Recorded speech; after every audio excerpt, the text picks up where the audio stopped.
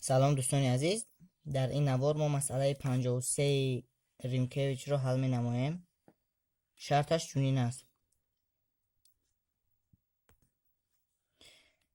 автомобил با شتاب 0 از 10 4 متر تقسیم ثانیه کوادرات حرکت کرده در چند وقت سرعت خود را از 12 متر تقسیم ثانیه تا 20 متر تقسیم ثانیه زیاد می کند.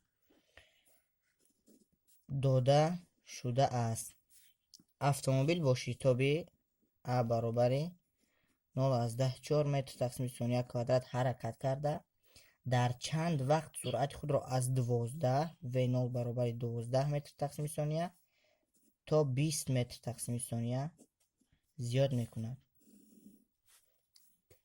در چند وقت حل ما می دانیم که حرکت ثابت شتاب است و فرمول شتاب را می نویسیم: A برابر و طرح و 0 تقسیم T. ما باید از اینجا T رو یابیم. چطوری که در مسئله های پیشینه حل کرده بودیم، نامعلوم اگر در مخرج باشد ما تنها جای آن را با این طرف برابری عوض می نماییم. در جای A می نویسیم T برابر و طرح و 0 تقسیمی، در جای T می نویسیم A. تمام قیمت های عددی را گذاشته حساب می نماییم.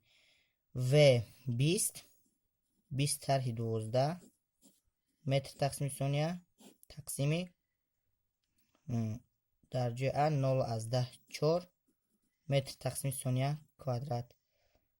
کوادرات با کوادرات، متر با متر اختصار می شود و میموند.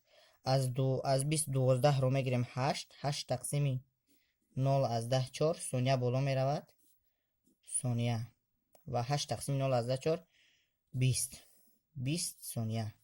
یعنی ماشین در 20 ثانیه سرعتش را از ماشینی که با شتاب 0 از 10 4 متر تقسیم ثانیه حرکت میکند، سرعتش را در 20 ثانیه از 12 متر تقسیم ثانیه تا 20 متر تقسیم ثانیه زیاد کرده میتواند. این بود مسئله 53 از ریمکیویچ.